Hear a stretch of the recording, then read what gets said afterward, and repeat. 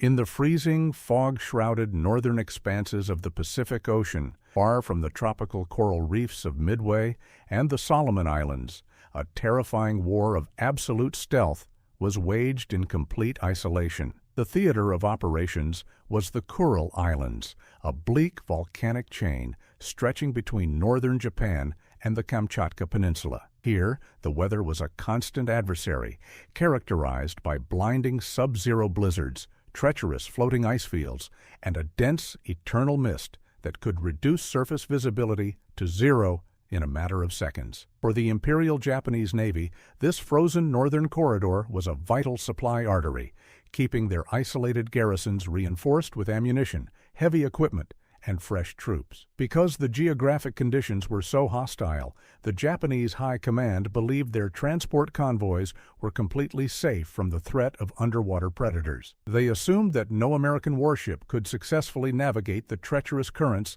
and hidden reefs in such absolute blindness. But beneath the surface of those freezing, churning gray waves, an American Gato-class submarine was moving silently through the dark, hunting for a target. This was the USS Herring, a lethal vessel that was about to carry out one of the most aggressive, predatory, and tragic campaigns in the history of the Silent Service, transforming itself into a ghost submarine that would strike terror into the heart of an empire before vanishing into the deep ocean trenches forever. The USS Herring, commanded by the exceptionally aggressive and seasoned Lieutenant Commander David Zabriskie, slipped out of its base in Pearl Harbor in the early spring of 1942.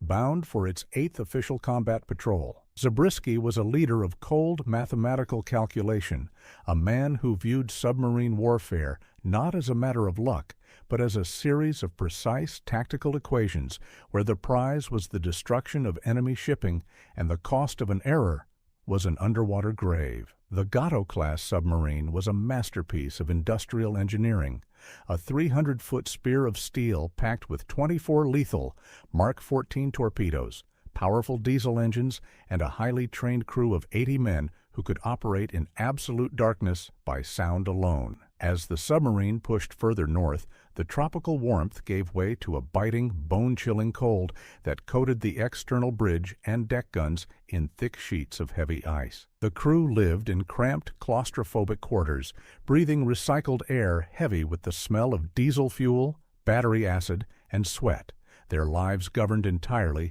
by the rhythmic ping of the sonar and the quiet commands of their officers. They were entering a frozen wasteland where no rescue was possible, operating completely outside the range of friendly air support or naval protection. Zabriskie's orders were explicit: penetrate the inner defensive ring of the Kuril Islands, disrupt the Japanese reinforcement convoys, and gather critical intelligence on enemy coastal fortifications. On the night of May 30th, the Herring was running on the surface to recharge her massive electric batteries when the radar operator suddenly called out a contact through the intercom. Through the dense fog, a massive Japanese convoy appeared, consisting of heavily armed transport ships and a protective screen of fast-moving destroyer escorts. Zabriskie did not hesitate or order a defensive dive. Utilizing the zero-visibility conditions as a tactical shield, he kept the submarine on the surface, navigating by radar data alone, and maneuvered the Herring directly into the very center of the enemy formation. It was a maneuver of supreme confidence and extreme danger. Running silent, the Herring lined up her target and fired a spread of 4 torpedoes from her forward tubes. The steel fish cut through the freezing water at 40 knots, their wake hidden by the whitecaps of the storm. Moments later, a series of catastrophic explosions shattered the quiet of the northern night. 2 massive Japanese transports packed with hundreds of tons of military cargo and fresh infantry units were struck broadside. The torpedoes tore through their unarmored hulls, detonating their internal ammunition holds and turning the vessels into towering infernos within seconds, their blazing superstructure reflecting off the icy Black Sea. The Japanese escorts erupted into a frenzy of panicked activity, firing their guns blindly into the fog and dropping patterns of depth charges that sent massive columns of water exploding into the air. But the Herring was already gone. Zabriskie had ordered a rapid dive, slipping beneath the thermal layers of the ocean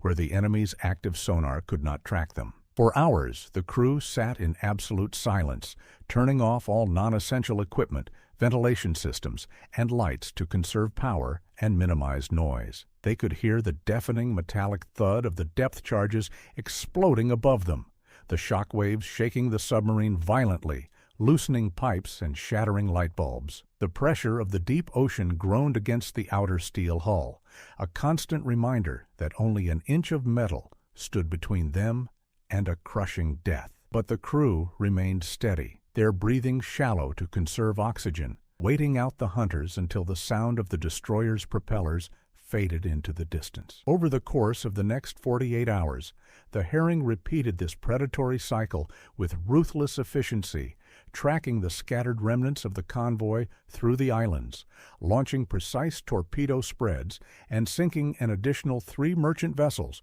bringing their total to 5 enemy ships destroyed in a single, devastating deployment. But Zabriskie was not satisfied with disrupting the open ocean shipping lanes. He wanted to strike the enemy where they felt most secure. On the morning of May 31st, the Herring approached Matsuwa Island, a heavily fortified Japanese military base featuring a massive airfield and a protected shallow-water harbor. Through the periscope, Zabriskie spotted 2 large modern transport ships, the Ishigaki and the Hokuyo Maru, docked directly at the concrete pier, unloading heavy artillery pieces and construction supplies. The harbor was shallow, averaging less than 100 feet deep, meaning that if the submarine was detected, she would have no room to dive to safety or hide beneath a thermal layer. It was a tactical environment that standard naval doctrine classified as an absolute suicide zone for a submarine. But the prize was too great for Zabriskie to ignore. He ordered the Herring to creep into the harbor channels at low speed,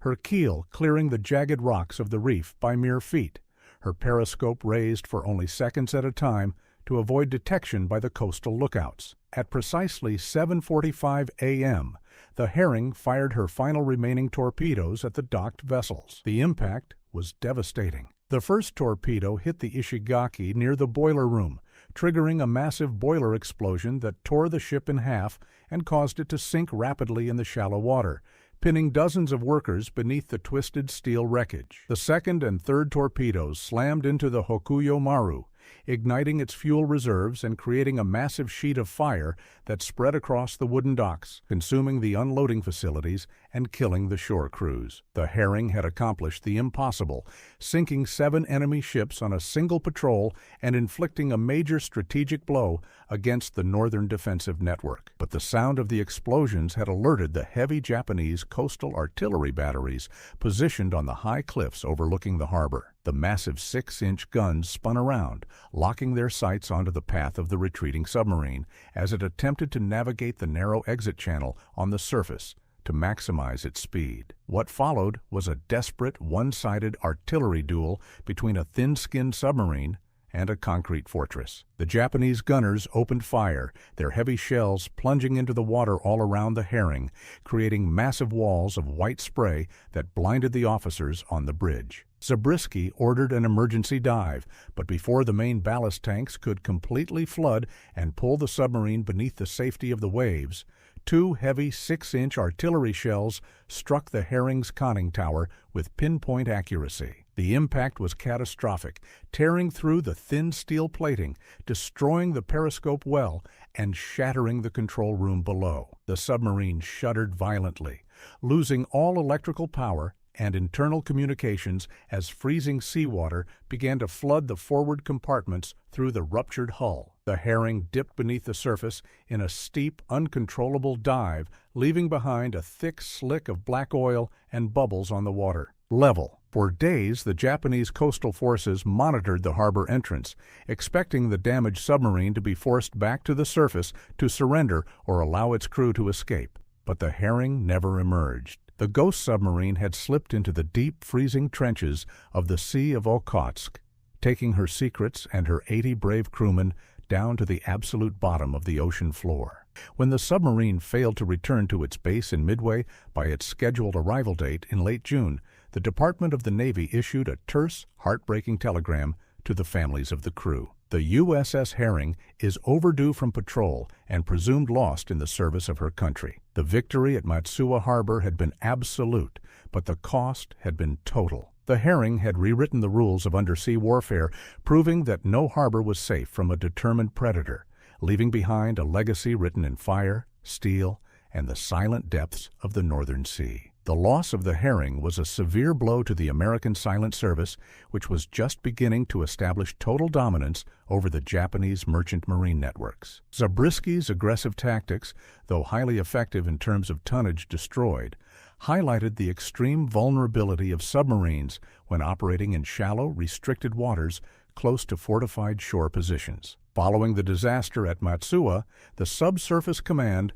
altered its operational guidelines, strictly forbidding commanders from entering enclosed harbors unless authorized by the highest level of strategic command. The sacrifice of the Herring's crew served as a grim lesson in the limitations of stealth technology, ensuring that future submarine patrols were conducted with a greater emphasis on open ocean hunting, where the vessel's primary defense, its ability to dive deep into the darkness, could be fully utilized to escape the hunters. The physical wreckage of the USS Herring remained undisturbed for over 74 years, lost in the freezing deep currents of the northern Pacific. It was not until an underwater archaeological expedition utilizing advanced multi-beam sonar equipment and remote operating vehicles located the hull resting upright in 300 feet of water off the coast of Matsuwa Island. The images revealed the extensive damage to the conning tower caused by the coastal artillery shells,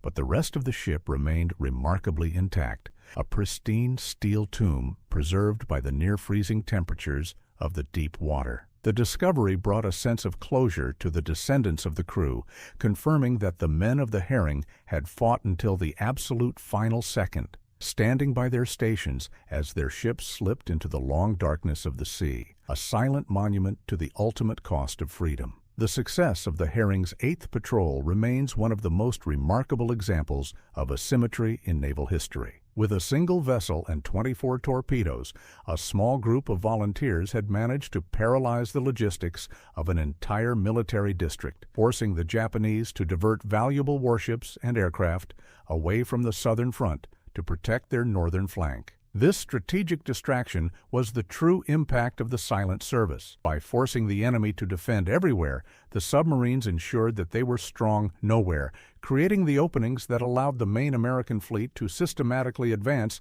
across the central Pacific. The ghost submarine of Matsuwa had vanished from the radar, but its presence was felt in every subsequent campaign, a reminder that the most lethal weapon is the one you cannot see until it is too late. The stories of individual courage within the crew during those final chaotic moments inside the hull can only be imagined through the standard operating procedures of the submarine force. As the water rushed into the control room, the engineers would have worked frantically in the dark, using hand-cranked valves to blow the remaining ballast tanks and isolate the flooded compartments, attempting to stabilize the ship's trim before it exceeded its crushed depth. The electrical technicians would have faced thick smoke and toxic chlorine gas from the flooded battery banks, fighting to restore emergency power to the bilge pumps while the hull plates groaned under the immense external pressure. There were no cowards on the Herring. Every man knew that his survival depended entirely on the